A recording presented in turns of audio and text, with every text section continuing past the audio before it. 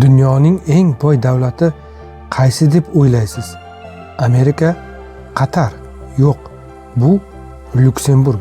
Lyuksemburgning yer maydoni taxminan 2,586 kvadrat kilometr. Bu O'zbekistonning Toshkent shahridan biroz kattaroq. Toshkent viloyatidan esa ancha kichik bo'lgan mamlakat hisoblanadi. Bu mitti davlatning aholisi hozirgi kunda 670 ming 675 ming kishini tashkil etadi. Mamlakat aholisining taxminan 135 ming nafari poytaxtda yashaydi. Bu shahar nafaqat ma'muriy markaz, balki dunyoning eng yirik bank va moliya markazlaridan biridir. Qiziq bir fakt: har kuni qo'shni davlatlardan, ya'ni Fransiya, Belgiya va Germaniyadan taxminan 215 mingdan ortiq odam Lyuksemburgga ishlash uchun kelib ketadi.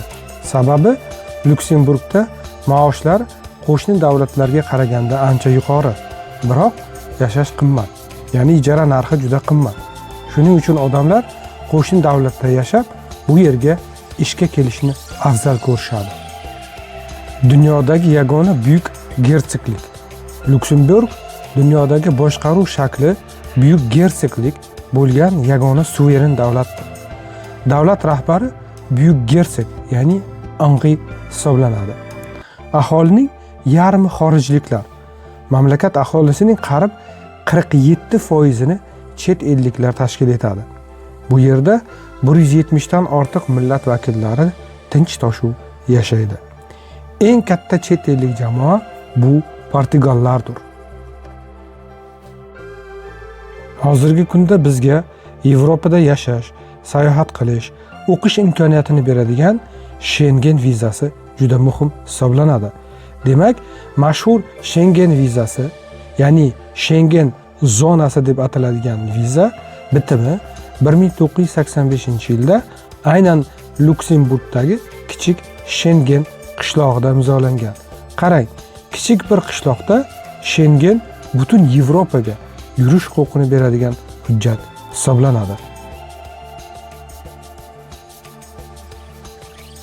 Lyuksemburg shahri Bryussel va Strasburg bilan bir qatorda Yevropa ittifoqining 3 ta rasmiy poytaxtidan biri hisoblanadi. Yevropa adliya sudi aynan shu yerda joylashgan. Lyuksemburgda maktab o'qituvchilari dunyodagi eng yuqori maoshlardan birini oladilar. Tajribali o'qituvchining yillik daromadi yiliga 100 ming dollardan oshishi mumkin. Bu yerda qonuniy belgilangan minimal ish haqi Yevropa ittifoqida eng yuqorisi hisoblanadi. Oyiga taxminan 2,5 ming 3 ming yevro atrofida. Lyuksemburgning milliy shiori biz kim bo'lsak shundayligimizcha qolishini xohlaymiz. Ya'ni fransuz tilida nous voulons rester ce que nous sommes. Poytaxt ostida 17-asrda qurilgan 23 kilometr uzunlikdagi mudofaa tunnellar tarmog'i mavjud. Bu joy UNESCO merosi ro'yxatiga kiritilgan. Mamlakat hududining 3dan 1 qismidan ko'prog'ini zich o'rmonlar egallagan. Bu piyoda sayr qilishni yoqtiruvchilar uchun ayni muddao.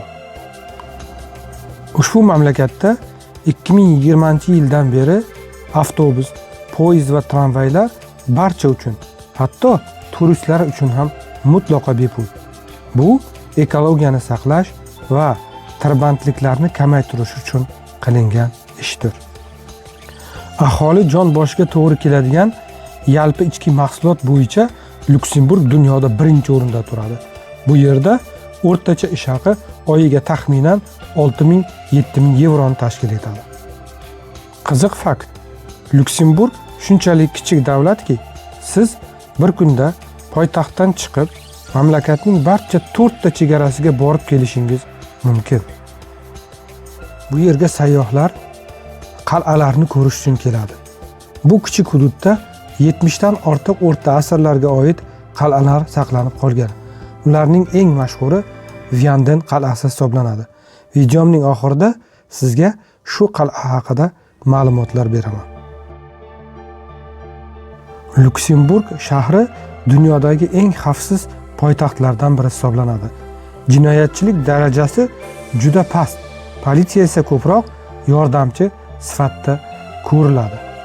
Bu shahar nafaqat banklar, balki koinot texnologiyalari bo'yicha ham yetakchi. Ular asteroidlardan foydali qazilmalarni qazib olish bo'yicha qonun qabul qilgan birinchi davlatdir. Yevropaning soliq tizimi qulay bo'lgani uchun Amazon, Skype va PayPal kabi gigant kompaniyalarning Yevropadagi bosh qarorgohlari aynan shu yerda joylashgan. Demak, biz uchun keraklisi bo'lgan fransuz tili. Lyuksemburgda fransuz tili shunchaki til emas, u elita va qonunlar tili hisoblanadi. Nega aynan fransuz tili? Lyuksemburgda 3 ta rasmiy til bor: Lyuksemburgcha, nemischa va fransuzcha. Lekin eng qizig'i, barcha qonunlar faqat fransuz tilida yoziladi. Tasavvur qiling, parlamentda odamlar o'z ona tilida, ya'ni lyuksemburgchada gaplashsa yoki bahslashsa, lekin qonunni qabul qilish vaqti kelganda uni faqat fransuzcha yozishadi. Bu Napoleon davridan qolgan an'ana hisoblanadi. Restoranda fransuzcha o'yin. Agar Lyuksemburgdagi biror kafega kirsangiz, sizni bonjour deb qarshi olishadi. Nega? Chunki xizmat ko'rsatish sohasida ishlaydiganlarning deyarli hammasi qo'shni Fransiya yoki Belgiyadan kelib ishlaydi. Ularni frontalier deyishadi. Bir paradoks bu. Mahalliy aholi o'zaro lyuksemburgcha gaplashadi, lekin kofe buyurtma qilish uchun darrov fransuzchaga o'tishadi.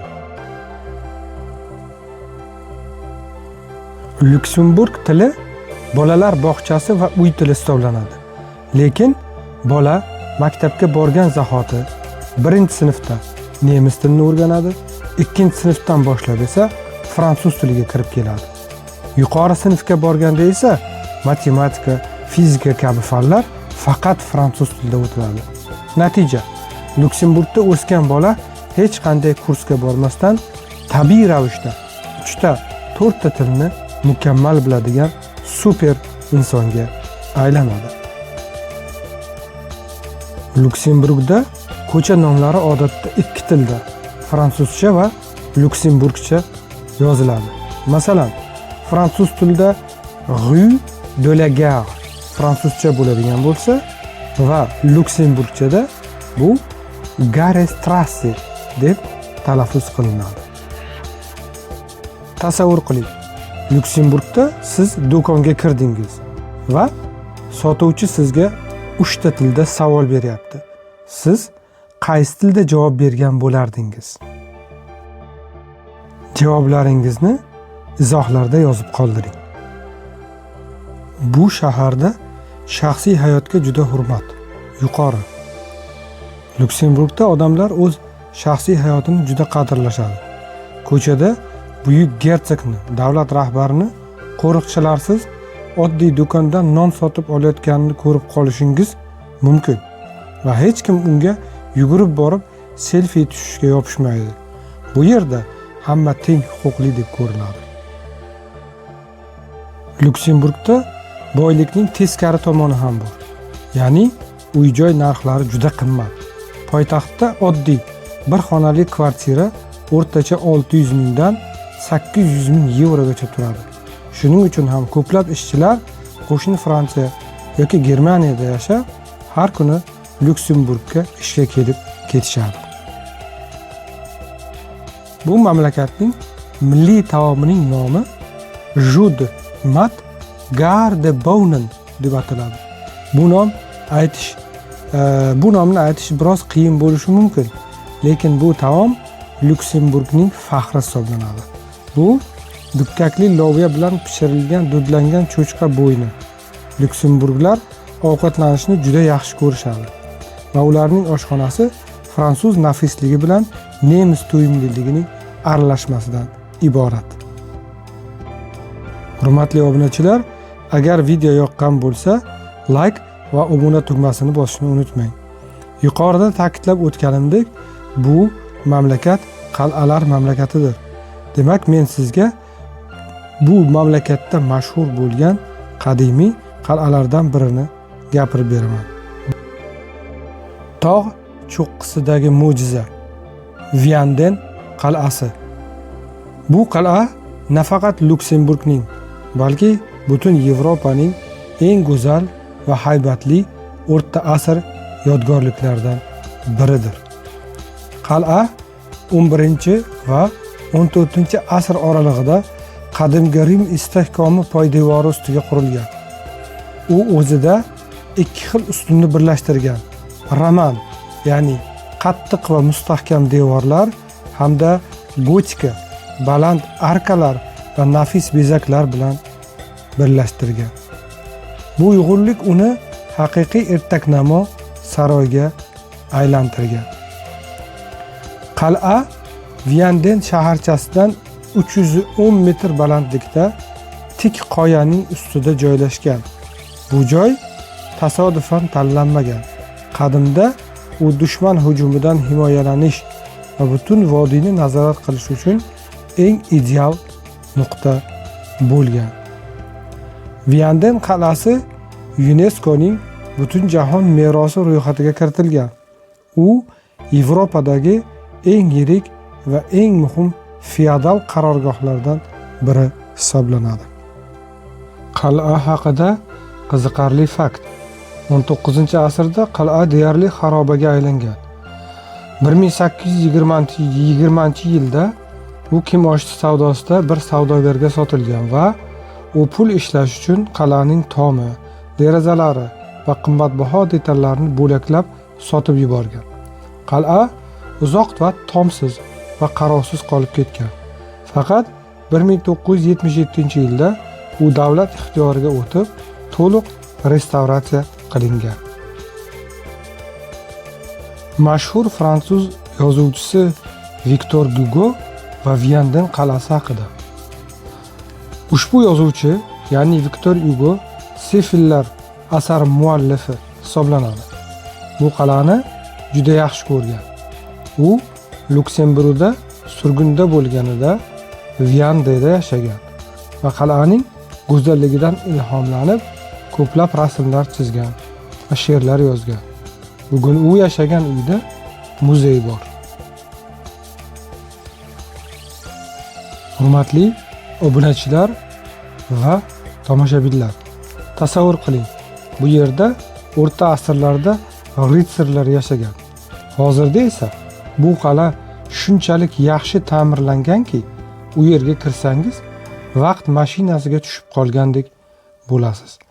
Agar siz haqiqiy Disney atmosferasini his qilmoqchi bo'lsangiz, Vianden qal'asi aynan siz uchun. Hurmatli obunachilar va tomoshabinlar, xulosa o'rinda shuni aytishimiz mumkinki, Luksemburg mitti davlat bo'lishiga qaramay, o'qishga, sayohat qilishga arziydigan davlat. Demak, Luksemburg kichik hajmda katta imkoniyatlarni jamlagan davlat. U yerga borishni istarmidingiz? Kommentlarda o'zingizni, fikringizni yozing. Sizni qaysi fakt ko'proq hayratda qoldirdi? Videoga like bosing va kanalimizga obuna bo'lishni unutmang. Keyingi videolarda ko'rishguncha, à très bientôt.